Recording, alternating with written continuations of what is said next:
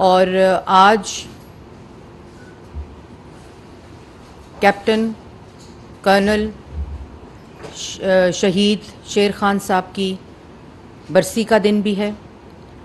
और आज China Pakistan economic corridor जो नवाज़ शरीफ का, प्रेसिडेंट शी का, पाकिस्तान को और इस खित्ते को तरक्की, रोज़गार, कारोबार के मौक़े फराहम करने का मंसूबा, जिसने पाकिस्तान को 2013 से लेकर 2018 तक हर शोबे में तरक्की देने का किरदार अदा किया। ये तोहफ़ा, ये vision one belt one road president Xi का और चाइना पाकिस्तान इकोनॉमिक कॉरिडोर का वो मंसूबा जो मुंतखब वज़ीर आज़म नवाज़ शरीफ ने पाकिस्तान को तोहफ़ा दिया था। 2013 में जब पाकिस्तान की आवाम ने वज़ीर आज़म नवाज़ शरीफ को मुंतखब किया और जो पहली चीज़, पहला विज़न मुल्क के अंदर प्रेसिडेंट शी की मदद से वन बेल्ट वन रोड के इनिशिएटिव की जो कड़ी थी वो चाइना पाकिस्तान इकोनॉमिक कॉरिडोर थी। आज उसके 10 साल मुकम्मल होने को हैं। ये 3 बातें मैंने शुरू में इसलिए की कि आज मुल्क के अंदर जो हालात हैं, पिछले 1 साल से वज़ीर आज़म शहबाज शरीफ साहब कोएलिशन गवर्नमेंट के साथ मिलकर मुल्क की माशी तबाही, मुल्क की बदहाली, बेरोज़गारी, दोबारा से लोड शेडिंग और दोबारा से दहशतगर्दी जो मुल्क के अंदर पिछले 4 साल नालायकों, नाअहलों, चोरों के टोले ने, साजिशी किरदारों ने जो मुल्क के साथ किया, उसकी कड़ी सिर्फ ये पिछले 4 साल जब एक नालायक, नाअहल फॉरेन एजेंट के प्रोजेक्ट को कामयाब करके कुछ साजिशी किरदारों ने मुल्क के ऊपर मुसल्लत किया, ये सिर्फ 4 साल की कहानी और किस्सा नहीं है। इसकी शुरुआत जो है वो 2013 में शुरू हो चुकी थी। आपको याद होगा कि 2013 में मुल्क के अंदर महंगाई, दहशतगर्दी, एनर्जी का बहरान, तवानाई का बहरान, मुल्क के अंदर बेरोज़गारी, मुल्क डिफ़ॉल्ट के नहज के ऊपर। और उस वक़्त अगर कोई ये समझ गया कि इस मुल्क की जो मुश्किलात हैं और जितनी ज़्यादा सख्त मुश्किलात थीं, उसका हल सिर्फ एक शख्सियत के पास है जिसका नाम नवाज़ शरीफ था। और नवाज़ शरीफ को पाकिस्तान की आवाम ने वोट देकर, उनके ऊपर एतमाद करके, उनको इस मुल्क का तीसरी दफ़ा मुंतखब वज़ीर आज़म उन हालात में बनाया जब पाकिस्तान एक मुश्किल दौराए से गुज़र रहा था। क्योंकि पाकिस्तान की आवाम ये बात समझ चुकी थी कि अगर इस मुल्क को मुश्किलात से कोई शख्स निकाल सकता है, बहरान से निकाल सकता है, दहशतगर्दी से निकाल सकता है, बेरोज़गारी से निकाल सकता है, मुल्क के अंदर महंगाई कोई ख़त्म कर सकता है, तो उसका नाम सिर्फ नवाज़ शरीफ है। और मुल्क के अंदर पॉलिटिकल स्टेबिलिटी की बुनियाद अगर किसी शख्स ने रखी तो वो भी नवाज़ शरीफ था। नवाज़ शरीफ ने तमाम सूबों में जो मेजॉरिटी गवर्नमेंट्स थीं, जो मेजॉरिटी जीती हुई जमातें थीं, उनको हुकूमत बनाने के का मौका दिया। ये पाकिस्तान की आवाम को समझना पड़ेगा। ये जो आज एक तासुर है कि कोई फलाना हीरो है, किसी की मकबूलियत बहुत ज़्यादा है, उसका भी जो जनाजा निकला है वो पाकिस्तान की आवाम के सामने है।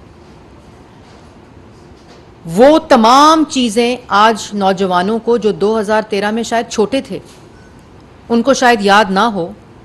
कि 2013 के जो हालात थे, उन तमाम हालात को जिनको मैंने अभी आपको गिनवाया, उसको रिवर्स 2013 में नवाज़ शरीफ बतौर वज़ीर आज़म आकर 2-3 सालों में वो तमाम चीज़ें रिवर्स हो गई थीं। ये जिस मंसूबे का जिक्र चाइना पाकिस्तान इकोनॉमिक कॉरिडोर का मैंने जिक्र किया,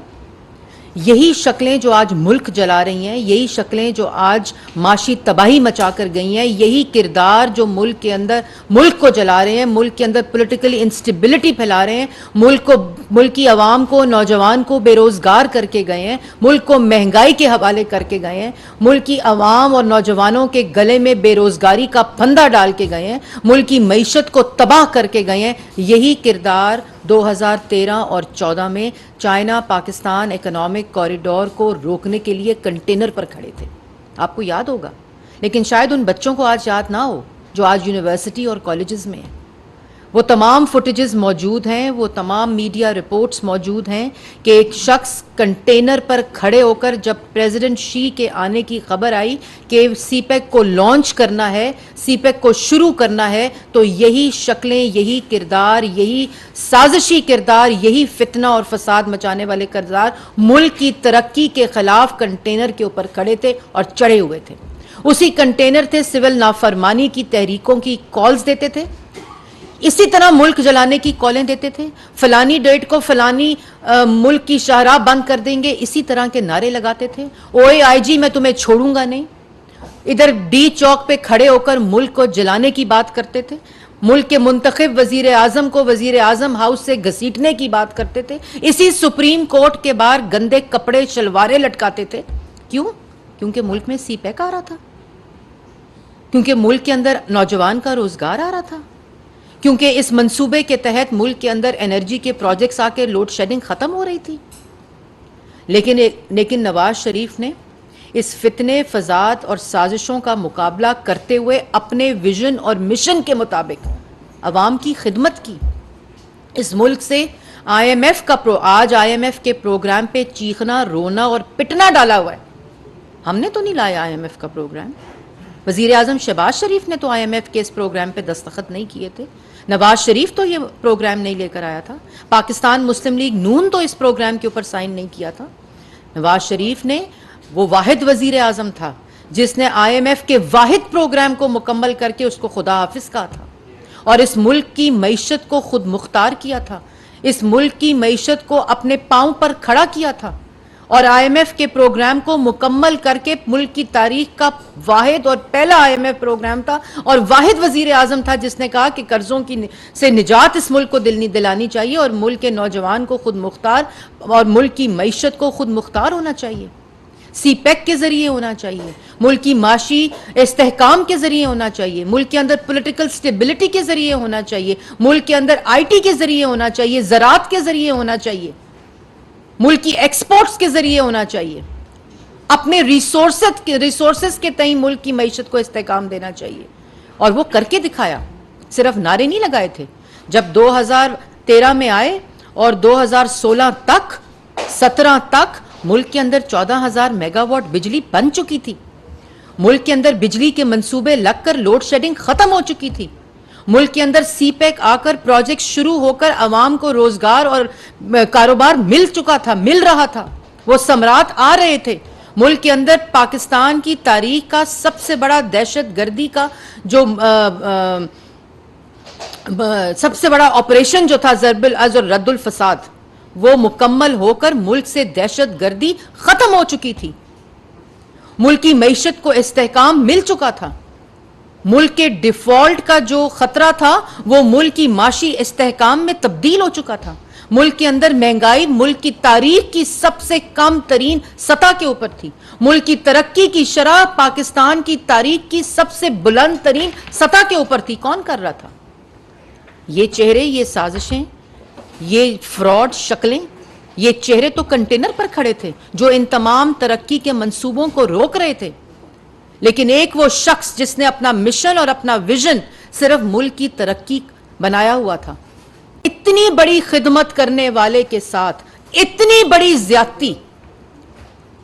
इतनी बड़ी ज्यादती, ये मरियम औरंगजेब नहीं कह रही, ये पाकिस्तान मुस्लिम लीग नून नहीं कह रही, ये पाकिस्तान तहरीके इंसाफ के सीनियर रहनुमा कह रहे हैं, ये वो जजेस कह रहे हैं, ये वो लीगल एक्सपर्ट्स कह रहे हैं, ये वो पाकिस्तान तहरीके इंसाफ के सीनियर रहनुमा कह रहे हैं कि नवाज शरीफ के साथ जो हुआ वो ज्यादती थी, वो फैसला जो पानामा का फैसला अकामे में तब्दील हुआ, वो सुप्रीम कोर्ट के फैसले के आने से पहले हो चुका था और जुडिशरी को एज अ टूल इस्तेमाल किया गया नवाज शरीफ को नाअहल करने के लिए। क्यों? कि इसलिए कि वो मुल्क की खिदमत कर रहा था, वो अवाम की महंगाई खत्म कर रहा था, वो रोजगार दे रहा था, वो कारोबार के मौके दे रहा था, वो दहशतगर्दी खत्म कर रहा था, वो अंधेरे खत्म कर रहा था, वो मुल्क को तरक्की दे रहा था। इसलिए वो आलमी तन्हाई खत्म कर रहा था। मुल्क की तारीख का सबसे जो पहला डिप्लोमेटिक जो सक्सेस थी वो सीपेक की सूरत में पाकिस्तान की अवाम ने देखी, दुनिया ने देखी। इसलिए यह साजिश नवाज शरीफ के खिलाफ हो रही थी। क्यों हो रही थी? क्योंकि उस वक्त एक कठपुतली को लेकर, उसको लेकर जिसने इस मुल्क को तबाह किया।